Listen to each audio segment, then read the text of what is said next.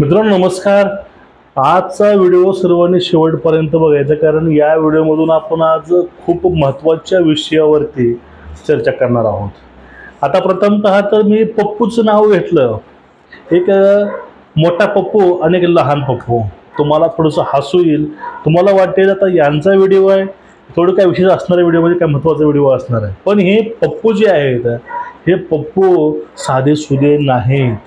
हे पप्पू घमंडी, अहंकारी, निर्बुद्ध, अनेक त्याला आपण विश्लेषण देऊ शकतो. मी तुम्हाला हे का द्यायचं का नाही, तुम्हाला हे हळूहळू व्हिडिओमधून कळून जाईल की मी असं का बोलतो सुरुवातीला.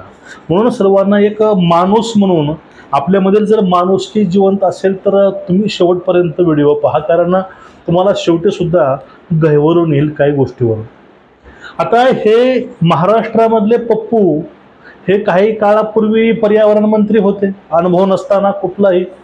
मग हे पर्यावरण मंत्री आता एवढे मोठे मोठे डोस पाजू लागलेत पर्यावरणाचे. म्हणजे 100 उंदरं खाऊन ज्यावेळेस मांजर हज यात्रेला जातं तर म्हणतात आपल्याकडे की सो चूहे खाके बिल्ली हात चली, ही अशी गोष्ट झाली आहे. कारण एवढ्या महागड्या डिझेलच्या मर्सिडीज गाड्या वापरणारे हे पप्पू हे पर्यावरणाच्या गोष्टी सांगतात. बघा, एकनाथ शिंदे बोलले होते की हाणून पाडा, यांना मारा त्यांना मारा. हे फक्त आदेश देतात कुतूर मातोश्रीवरून, पण हे कधी त्यातून बाहेर पडत नाहीत. हे खरंच आहे. आणि महिला सुरक्षा असेल महाराष्ट्रामधील, त्यावरती कायदे असतील किंवा त्यावरती ॲक्शन असतील. बघा, एखाद्या लहान गावामध्ये एखादी दळभद्री किंवा त्या चुकीची घटना घडली, बघा त्या घटनेसाठी देवेंद्र फडणवीस गृहमंत्री म्हणून रिस्पॉन्सिबल असतील का? नाही. कारण काय, एक गृहमंत्री पूर्ण महाराष्ट्रामध्ये गावागावामध्ये जाऊ शकत नाही. एक रियालिटी आहे. मग ते मॅटर कसं तत्कालीन सरकार हँडल करतं हे महत्त्वाचं आहे. पण आतापर्यंत जे महाराष्ट्रामध्ये मोठे मोठे मॅटर घडलेत किंवा लहान लहान मॅटर घडलेत, ते मॅटर हे शासनापर्यंत किंवा स्टेशनपर्यंत गेले, ते मॅटर सगळं काही सॉल्व झालेले आहेत. असे कुठलेही केस यावेळेस पेंडिंग असेल असं मला तरी वाटत नाही. ते बदलापूर असेल, पुणे असेल, हे कुठली घटना असेल, हे तात्काळ रिझल्ट हा येतोय, कारण त्यावरती शासन हे ॲक्शन घेत आहे. पण ज्यावेळेस आदित्य साहेब होते त्यावेळेस दिशा साले यांचं प्रकरण हे सर्वांना माहिती आहे. दिशा साले यांची हत्या झाली, त्याच्याच दरम्यान 7 ते 8 हत्या झाल्या. सुशांत सिंग राजपूतची हत्या झाली. हे सगळे आत्महत्या दाखवून ते मॅटर क्लोज झाले. आता यावरती केसेस ह्या कोर्टामध्ये चालू आहेत. निलेश ओझांनी हे केस लावून धरलेली आहे आणि सगळे पुरावे पण यांच्या विरोधामध्ये आहेत. मी याविषयी जास्त काही बोलणार नाही. या विषयावरती मी पाठीमागे व्हिडिओ पोस्ट केला, जाऊन तुम्ही व्हिडिओ बघून घ्या. त्यामध्ये दिशा साले यांना का मारलं होतं हे त्यामध्ये मी पूर्णपणे सांगितलं, ते पण प्रूफ सहित. ठीक आहे. आता बघा, मग महिला सुरक्षाविषयी बोलणारे लोक जर अशा प्रकरणामध्ये यांचे हात असतील तर ह्या पप्पूनी या विषयावरती बोलावं का, हा एक मोठा प्रश्न पडतो. मग ह्या पप्पूचे सुद्धा काय ऐकणारे टप्पू हे आहेत. पप्पूने सांगितलं की हे आमचं युवा नेतृत्व आहे, म्हणून आज्ञा पाळणारे काही धर्मांध लोक म्हणा किंवा पक्षांध लोक आहेत, हे त्यांची आज्ञा पाळतात, मागलं पुढलं काहीच बघत नाहीत. ते पुढचा माणूस काय सांगतो, पप्पू आपला काय सांगतो, काही देणं घेणं नाही. ते सांगितले आपण ऐकायचं, तुझी ती थोडीही त्याची शहानिशा करायची नाही, अशी अवस्था ही लागलेली आहे. आणि त्या पुढलं मॅटर आहे कुणाल कामराचं प्रकरण. त्यामध्ये त्याची बाजू हे गटानं घेतली होती. त्यामध्ये हे पप्पू सुद्धा अग्रेसर होते, त्यानंतर भोंगा होता अग्रेसर आणि साहेब पण होते. ह्या सगळ्यांनी कामराची बाजू घेतली, कारण कामरा हा यांचाच माणूस आहे, हा यांनीच स्पॉन्सर केला होता, हे पूर्ण महाराष्ट्राला माहिती आहे. आणि त्यामध्ये एक अभिव्यक्ती एक शब्द आला. मग ठीक आहे, कामराला जशी अभिव्यक्ती आहे तसंच शरद पवारावरती ज्या मुलीनं कविता केली होती की चितळे, तिला पण अभिव्यक्ती असेलच ना. मग त्या मुलीला तुम्ही जेलमध्ये का टाकलं, कारागृहामध्ये त्याला तुम्ही का टाकलं? त्यावेळेस ती मुलगी असताना तुम्ही तिला कारागृहात टाकता, तुमचेच काका आणि आता तुम्ही छाती बडवून बडवून सांगता कुणाल कामरानं जे काही ते केली त्याचं अभिव्यक्ती स्वातंत्र्य आहे. अभिव्यक्ती स्वातंत्र्य कुठपर्यंत जावं याला हे मर्यादा आहेत काही. मग आता सगळ्यात बघा महत्वाचं मॅटर आहे ते म्हणजे काय, ते म्हणजे आरे कॉलनी. सगळ्याला माहिती आहे की मुंबईमध्ये एक मेट्रोचा प्रकल्प आला होता आणि तो प्रकल्प हे कोर्टाच्या आदेशानं तेथील जे जंगल आहे ते तोडून त्या ठिकाणी मेट्रो उभारणार होते. मग त्या मेट्रोसाठी सुप्रिया सुळे असतील, काँग्रेस असतील किंवा हे आदूबाळा असेल किंवा हा उबाटा गट असेल, हा रस्त्यावरती उतरला हो साक्षात. त्यावेळेस असं वाटलं की या लोकांना किती कळवळा आहे निसर्गाचा, यांना किती कळवळा त्या आरे कॉलनीच्या झाडांचा आहे, वृक्षांचा आहे, म्हणजे पक्ष्यांचा आहे. खरंच त्यावेळेस मन उभारलं होतं आणि त्यावेळेस वाटलंय होतं हे शासन चुकीचं करतं, हे वृक्ष तर असायला पाहिजेच. पण बघा काळानुसार काही बदल व्हावेच लागतात, त्याला काही पर्याय नसतो. आणि त्या ठिकाणी मेट्रो ही गरजेची होती. मेट्रो ही लोकांच्याच समस्याचं एक उदाहरण किंवा त्याचं एक पर्याय होता. मग त्या ठिकाणी हे छाती बडवू बडवू त्या ठिकाणी घुसले, लोकांना उभा केलं, आंदोलन छल्ले, मोर्चे काढले. त्यामध्ये आदित्य ठाकरे होते, हे पूर्ण गँग होते, हे सगळी गँग त्या ठिकाणी पुढे होते. मग ठीक आहे, आपण त्या गोष्टी मान्यही करू, एक पर्यावरणाची गोष्ट धरून ते आपण मान्यही करू. पण आता जे हैदराबादमध्ये 400 एकर जे जंगल आहे, जंगलाचं नाव आहे कांचा कची बावली, हे नावाचं 400 एकरचं जंगल हे हैदराबाद विद्यापीठाच्या अवतीभोवती आहे.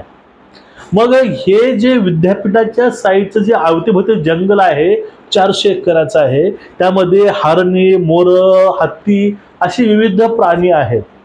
आणि त्यावरती रातोरात या लोकांनी अश्रुधुराबरोबरच त्या ठिकाणी बुलडोजर चालवले. त्यावेळेस रात्री अपरात्री त्या मुक्या प्राण्यांच्या घरावरती तुम्ही असले वाहनं चालवता, तुम्ही 30-30 JCB तिथं चालवता, त्यावेळेस त्या प्राण्याचा आक्रोश काय असणार आहे, त्या मुक्या प्राण्याचा आक्रोश काय असणार आहे, तुम्ही याची कल्पनाही मित्रांनो करू शकत नाही.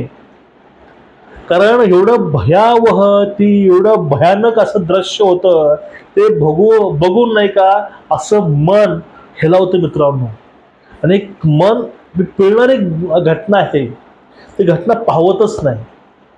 आणि ती घटना झाली आहे हैदराबादमधील रेवन सरकार जे आहे, रेवन म्हणजे मुख्यमंत्री जे आहे ते काँग्रेसचेच आहेत. मग हे जे आरे कॉलनीसाठी छाती बडवायचे काँग्रेसवाले, त्यानंतर राष्ट्रवादीवाले आणि हे उबाटावाले, मग हे आता गप्प का आहे तो?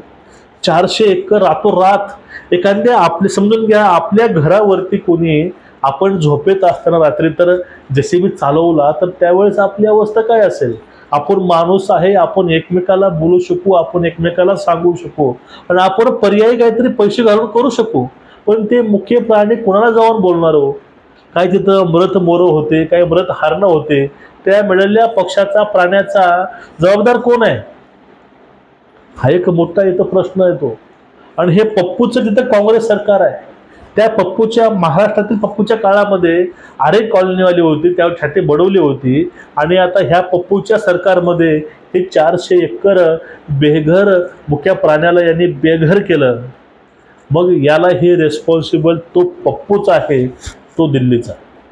मी काय बोलतो, कारण पप्पूची बहीण आहे प्रियंका वढेरा, त्यांचे रॉबर्ट वढेरा हे नवरा, आणि त्यांच्या प्रकल्पासाठी त्या ठिकाणी पार्क उभा करण्यासाठी 40,000 कोटीची जमीन 20,000 कोटीला त्या ठिकाणी ह्या रॉबर्ट वढेऱ्याला विकली गेली, असा तेथील पत्रकार, तेथील नेते हे आरोप यांच्यावरती करतात.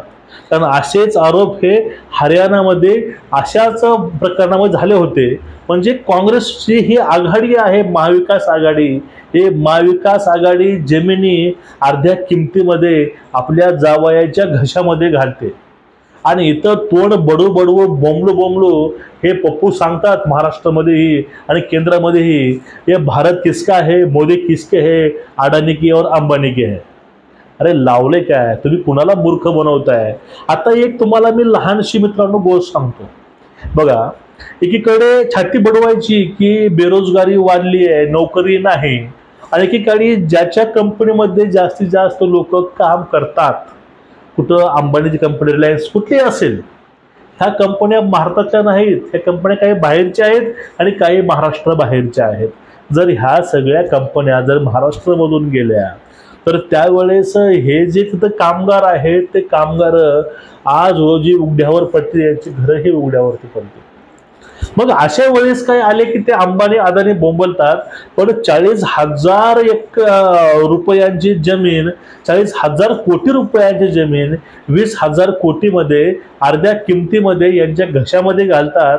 IT पार्कसाठी ते ही 400 एकर जमीन रातोरात उद्ध्वस्त करतात. मग त्यांच्यावरती कुणी काही बोलायचं नाही का?